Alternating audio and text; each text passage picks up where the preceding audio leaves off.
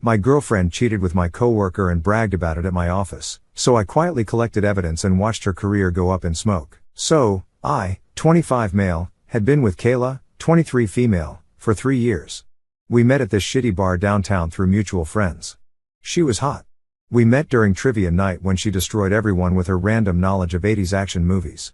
My kind of girl. She was wearing this little black top and jeans that fit just right, slamming back tequila shots like they were water. Our first date was at this sketchy taco place that ended up giving us both food poisoning. Most girls would have been pissed, but Kayla thought it was hilarious. We spent our second date recovering on my couch, binging Breaking Bad and ordering safe, boring pizza. When she beat my ass at Call of Duty later that night, I was pretty much done for. 8 months in, we moved into this overpriced shoebox apartment downtown. It was way too expensive, but the location was close to everything. I was making decent money as a software dev at this startup. My job was intense. Not just your standard 40-hour gig, but full-on 60-plus hour weeks, sometimes 80-plus during launch periods. I was coding till my eyes bled, downing energy drinks like water and sleeping under my desk some nights. We were building this payment processing platform that the VCs were crazy about, but they kept moving the goalposts. Add this feature. Change that interface. Can it also walk your dog and do your taxes? The whole tech bro grind was real. Patagonia vests, all hands meetings that could have been emails, ping pong tables nobody had time to use. But the money was solid. 6 figures plus stock options that might actually be worth something if we didn't implode. I was climbing the ladder, too. Went from junior dev to team lead in under 2 years. Meanwhile, Kayla was supposedly finishing her psychology degree while working part-time as a waitress at this upscale restaurant downtown where entrees cost more than my weekly grocery budget. I say supposedly cause she'd been 1 semester away from graduating for like 2 years. Every semester it was some new excuse. This professor doesn't like me. I need to retake statistics. My advisor messed up my credits. She'd talk about these big plans for grad school and becoming a therapist, but somehow never actually finished the basic requirements for her bachelor's. I was covering about 70% of our expenses: rent, utilities, groceries, car payments, even her phone bill. Her contribution was basically just her personal spending and occasionally picking up dinner. But I didn't mind at the time because I thought we were building something together. I figured once she graduated and started her career, things would even out. She always had these big plans about how she'd support me if I ever wanted to start my own company or work on my indie game idea. The first 2 years were actually solid, though. I can't lie. We had this dumb tradition of Taco Tuesday where we'd try to outdo each other making increasingly ridiculous tacos. My peak creation was a flaming hot Cheetos taco shell with Korean barbecue filling that was so good we made it again for her birthday.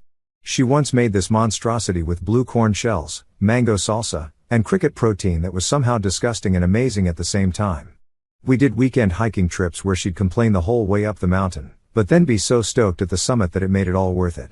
I remember this one trip to Eagle Peak where it started raining halfway up and instead of turning back, we just went for it and ended up covered in mud but laughing our asses off at how ridiculous we looked. But around year 3, things started changing. The fun, adventurous girl who would go camping in the rain and eat cricket tacos was replaced by someone who was constantly on her phone and too tired for anything I suggested. Now I realize the red flags were waving in my face like I was at a damn parade. But maybe I was too busy or too clueless. First it was small stuff. She'd get super defensive if I asked basic questions like, "How was your day?" Or "Who was that texting you?" Her phone was suddenly password protected and always face down. She'd jump every time it buzzed. Classic cheater behavior, but I was too naive to see it. Then she started with the late study sessions at the library. She'd come home at midnight smelling like perfume and mints. When I'd ask about her studies, she'd give these vague answers about research methods and statistical analysis. I barely understood her actual major, but even I knew something wasn't adding up. I started noticing other weird stuff too. She'd get these random calls and step outside to take them. She'd claim they were from her mom or her girlfriends, but she'd speak in this hushed voice I'd never heard her use before. Sometimes she'd come home with new stuff, clothes, jewelry, makeup, and get defensive when I'd ask where they came from. I've had this forever or it was on sale were her go-to excuses. There was this one guy at my office, Jensen from marketing, who she seemed weirdly interested in. Whenever I'd mention work, she'd ask if Jensen was there or what he was up to. I thought maybe she was just being nice, taking an interest in my work life. She even suggested we invite him and his wife out for dinner sometime. I thought it was a bit random, but didn't think much of it. We had a company holiday party last December, and Kayla insisted on coming, even though she usually hated my work functions. She spent half the night chatting with Jensen while I worked with the higher-ups. I remember thinking it was cool that she was making an effort with my colleagues. Man, I was so freaking naive. By the time our anniversary was approaching, we were basically roommates who occasionally had awkward sex. Kayla was barely around, always studying or working extra shifts. I kept telling myself it was just a phase. We'd get through it. Maybe we just needed a vacation or something. There was this new designer at my office, Julia. Absolute smoke show, but also wicked smart and actually cool to talk to. Kayla met her once at a company event and immediately hated her, got super jealous and accused me of having a thing for her. I didn't. But Kayla's reaction was insane. She'd make these snide comments about Julia's looks, saying she was trying too hard or looked desperate. Meanwhile, Julia was just being professional and friendly. Little did I know that jealousy was just her projecting. By February this year, I was seriously considering whether this relationship was worth saving. I even looked up breaking lease penalties, wondering if I should just cut my losses and move out. But then Kayla would have these moments where she'd seem like her old self again. Affectionate, fun, present, just enough to keep me hanging on, thinking things might get better. Another manipulation tactic I didn't recognize at the time. I was planning to have a serious "where's this going" talk with her after my big project deadline. Figured we'd either commit to fixing things or call it quits. There was no need to waste more time. But then last Tuesday happened and the decision was made for me in the most screwed up way possible. So, last Tuesday started out totally normal. I'd been grinding on this massive project for weeks, building this payment processing system that the client needed like yesterday. My boss comes by around 2 p.m. and tells me the client canceled our afternoon demo cause some emergency came up on their end. Suddenly, I had this rare free afternoon, which basically never happens. I decided to surprise Kayla with dinner from this Thai place she's obsessed with. Like $18 for pad Thai obsessed. Ridiculous prices, but I figured it would be a nice gesture since we'd barely seen each other all month. Maybe we could actually have a conversation for once or watch something together. I didn't text her that I was coming home early. Wanted it to be a surprise. I grabbed the food and drove home, actually feeling good. I park outside our building and head up the stairs to our third-floor apartment. As I get inside, I hear Kayla's voice in our bedroom. She's on the phone laughing about something. I stand right outside our door, takeout bags in hand. What I heard got me freezing in place. "No, he has absolutely no idea," she's saying, her voice all smug and amused. "He's so clueless. It's actually sad. He thinks I'm at the library studying when I'm with you." My stomach drops to my feet. I'm standing there with the food like an idiot just listening. "Yeah, we can meet again tomorrow. He's got some big project deadline, so he'll be at the office late. I'll tell him I have a study group or something. Works every time." She just keeps going, completely unaware I'm standing 3 feet away hearing every word. "Jensen, you're so much better than him in every way. There's no competition. Sometimes I have to fake being tired just so I don't have to sleep with him anymore." Jensen from my office. The marketing guy who always has great ideas in meetings but never actually does any work. The same Jensen who's married to Sarah from accounting. It all clicked in that moment. The late night studying, the lack of interest. She wasn't stressed about school. She was screwing my coworker and laughing about it behind my back. I know, right? And he's so easy to manipulate. If he ever suspects anything, I just have to act all sweet for a day or two, and he forgets all about it. She laughs again. I hear her moving around inside, probably getting ready to end the call. I'm still frozen in place, the Thai food getting cold in the bags I'm clutching. "Love you, too. Can't wait for tomorrow." That's when something in me just snapped. Not in a rage way, more like a clarity way. Like I'd been looking at one of those magic eye pictures for 3 years and suddenly the real image popped out. And the real image was that my girlfriend was a lying, cheating bitch who not only betrayed my trust, but actively disrespected and mocked me. I could have barged in, could have confronted her right then and there, made a big dramatic scene, thrown the food, yelled, whatever. That's probably what she would have expected.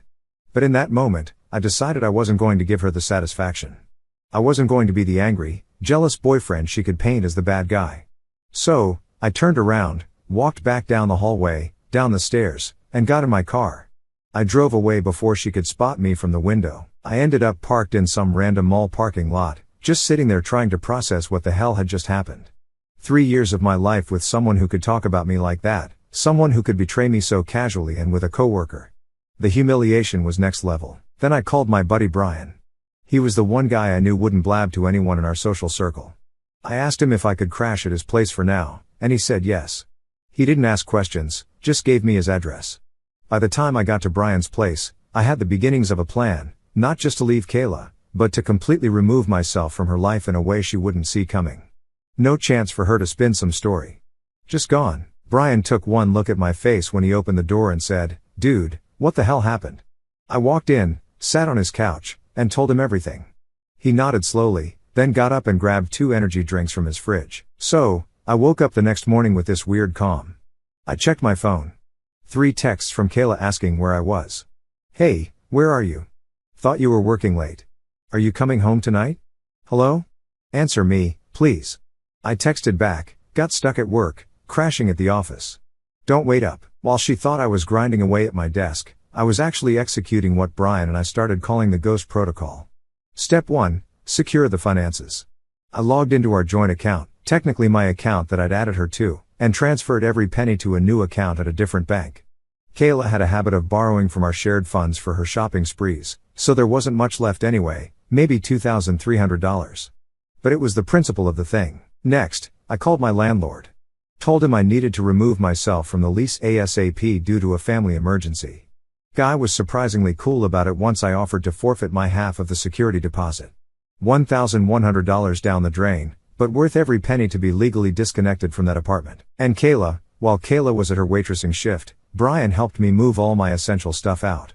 We had like a 3-hour window, so we grabbed my computer, clothes, important documents, and a few sentimental items.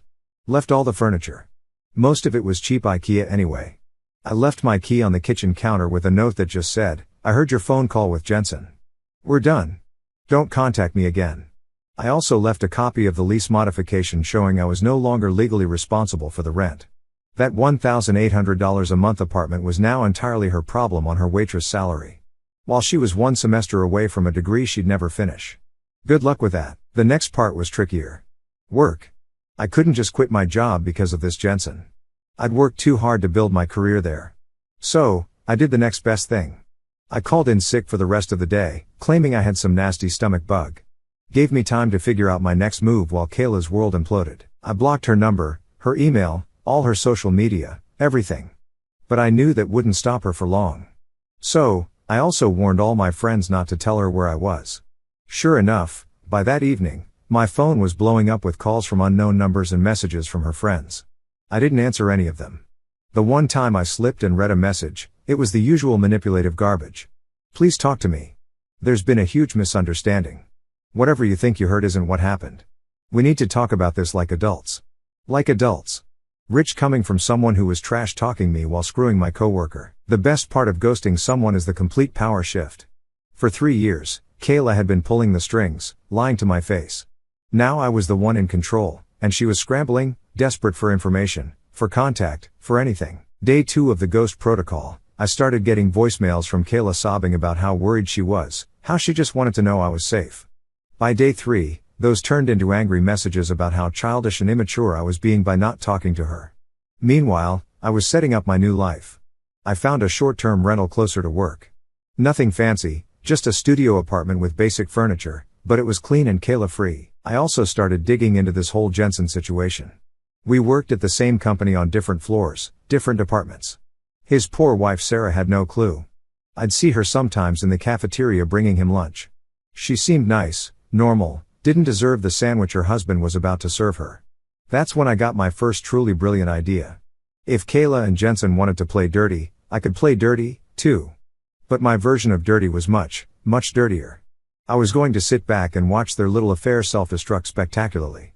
And I knew exactly how to light the fuse. Nothing says I'm a cheating bastard quite like a massive bouquet of red roses delivered to your home.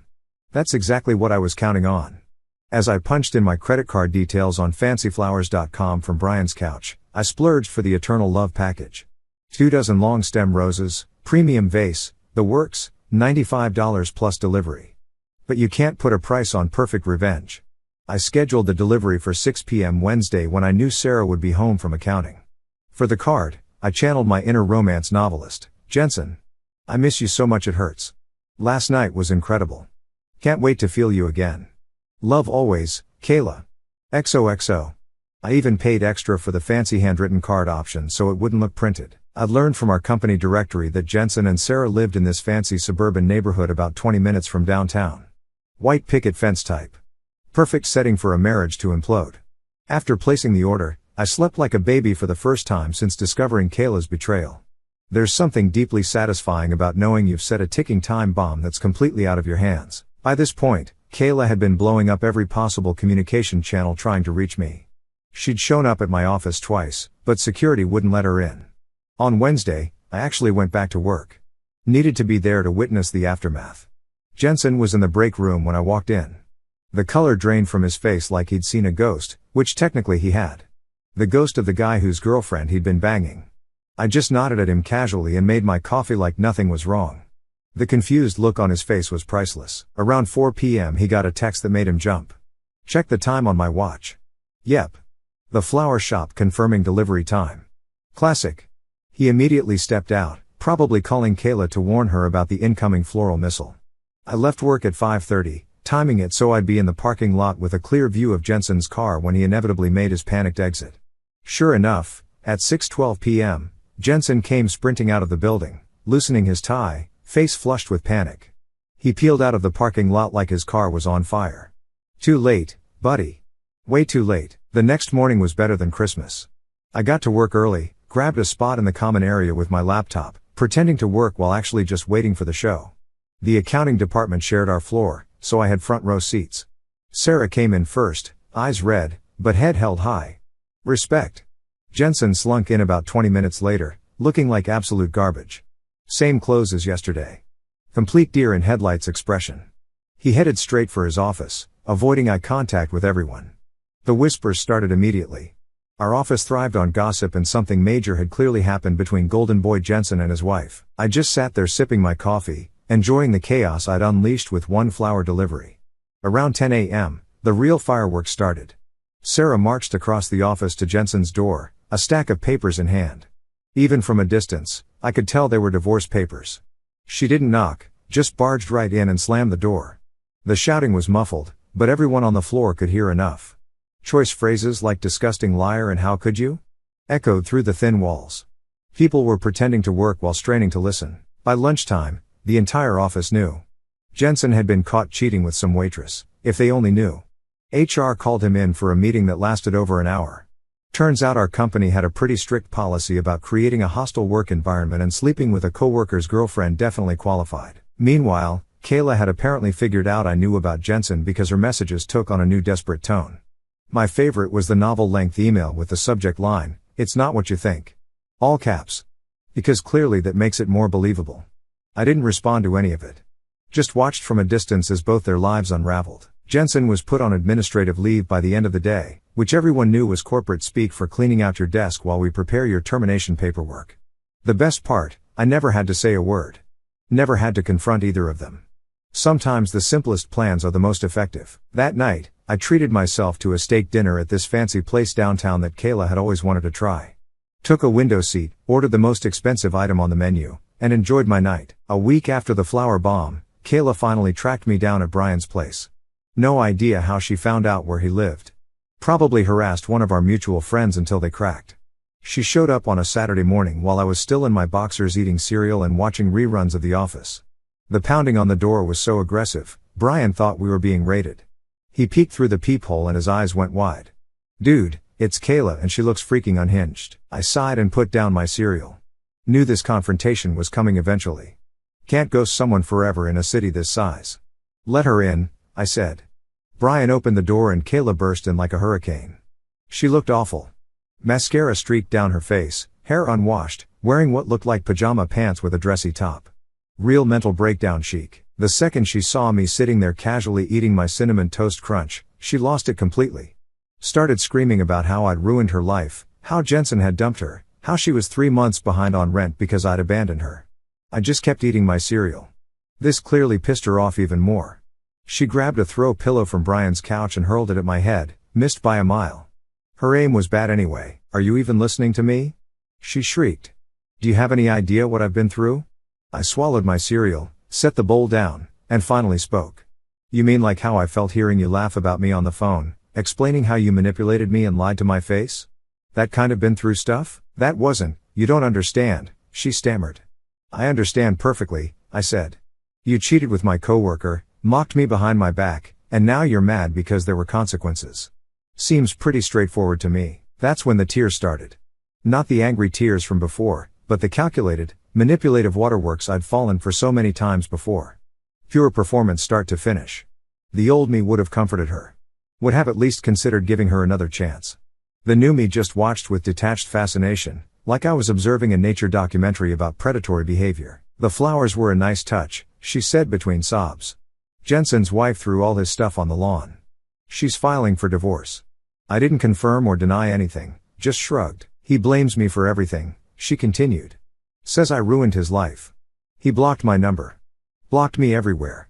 I shook my head, pretending to feel bad for her, and now I'm about to be evicted because I can't afford the rent by myself. She wailed like this was somehow a surprise. Like actions don't have consequences. Sounds rough, I said. Maybe try the library. I hear they have free internet and heating. Brian snorted from the kitchen where he'd been pretending not to eavesdrop. Kayla's tears dried up instantly. You think this is funny? You destroyed my life over one mistake. One mistake, huh? That's an interesting way to describe a months-long affair where you explicitly discussed manipulating me. She didn't have an answer for that. Just stared at me with this mixture of hatred and desperation. What do you want, Kayla? I finally asked. You tracked me down. You got your confrontation. What's the endgame here? She wiped her eyes, suddenly looking small and defeated. I need money for rent. Just until I figure something out. I'll pay you back. And there it was. Not reconciliation, not genuine remorse. I actually laughed. Couldn't help it. The audacity was just too much. No, I said simply. Not my problem anymore. But where am I supposed to go? She practically wailed. My parents live across the country. Sounds like a great time for a road trip, I replied, picking up my cereal bowl again. She tried to argue, but Brian wasn't having it. He practically herded her toward the exit while she kept looking back at me like she couldn't believe this was happening. And just before Brian closed the door, she shouted, "You'll regret this, both of you." The door closed and I could hear her storming down the hallway, still yelling threats and insults. Brian turned to me with raised eyebrows. Well, that was intense. I nodded, finishing my now soggy cereal. Yep. But necessary. So, it's been 3 months since the Kayla meltdown at Brian's apartment. And honestly, life has done a complete 180. After spending so long walking on eggshells in my own relationship, being single felt like taking off a 50-pound backpack I didn't even realize I was carrying. First order of business after the Kayla drama was finding my own place. I snagged this sweet 1-bedroom downtown not far from work. It's nothing fancy, but it's mine. And there's no one drinking my coffee or leaving makeup all over the bathroom counter. I bought new furniture, actual quality stuff. My new couch doesn't feel like sitting on cardboard, which is a nice upgrade. Jensen was officially fired. HR had a field day with him. Turns out Kayla wasn't the only inappropriate relationship he'd been having at the office. Guy was a walking HR violation. His wife Sarah cleaned him out in the divorce proceedings, too. Don't cheat on someone who works in accounting, fellas. They know exactly where all the money is hidden. I hit the gym regularly now, started meal prepping instead of living on takeout, even picked up rock climbing at this indoor place near my apartment, lost the relationship 15 I'd gained with Kayla, and actually have visible abs for the first time since college. Who knew getting cheated on would be so good for my fitness journey? The best part about the whole situation was watching the ripple effects from a safe distance. Jensen not only lost his job and wife, but apparently most of his friends, too. Saw him at a bar downtown a few weeks ago drinking alone, looking like absolute shit. I ordered him a drink from across the room. Petty, I know, but so satisfying seeing his face when the bartender pointed me out. I just raised my glass, smiled, and went back to my conversation. Didn't even need to say a word. Sometimes silence is more powerful than any insult. As for Kayla, she got evicted from our old apartment as expected. According to mutual friends, she had to move in with one of her waitress colleagues, some tiny studio where she sleeps on the couch. She also finally dropped out of college. Shocking, I know. Turns out 1 semester away was actually more like 6 semesters away. She's been trying to reinvent herself on social media, posting all these fake deep quotes about growth and finding herself. Meanwhile, she's telling anyone who will listen that I was emotionally abusive and that's why we broke up. Classic from someone who can't accept responsibility for nuking their own life. But the real cherry on top of this revenge sundae, Julia from the design team. Remember her? The gorgeous smoke show blonde that Kayla was always insanely jealous of. Turns out Kayla's paranoia wasn't completely unfounded. Not because I had any interest in Julia back then, but because Julia apparently had her eye on me for months. Lol. About 6 weeks after the Kayla explosion, Julia caught me in the break room and asked if I wanted to grab coffee sometime. I was still in that post-breakup mindset where I assumed everyone knew my business. So, I was surprised when she seemed genuinely unaware of the whole Kayla Jensen saga. "I heard you're single now," she said. "I've always thought you were cute, but you know, office relationships can be complicated, but would you like to grab some coffee sometime?" Understatement of the century right there. I almost said no. Trust issues and all that. But then I remembered how Kayla used to seethe with jealousy whenever Julia was mentioned. How she'd make these snide comments about Julia being too pretty to be smart or trying too hard. Realized that getting coffee with Julia would drive Kayla absolutely insane if she ever found out. So we got coffee and then dinner a few days later and then drinks the following weekend. Turns out Julia is not only gorgeous but also smart, funny, and genuinely kind. She's got this infectious laugh that makes everyone around her smile. Total opposite of Kayla's calculated persona. Kayla found out we were seeing each other through the office grapevine. The meltdown was epic. According to witnesses, she showed up at my office again, but security remembered her from before and wouldn't let her pass the lobby. She caused such a scene they had to call the actual police to remove her. That's when my company finally filed a restraining order against her, which was a relief. Having legal documentation that your ex is batshit crazy is strangely validating. Julia and I have been dating for about 2 months now. We're taking it slow. Both of us have trust issues from previous relationships.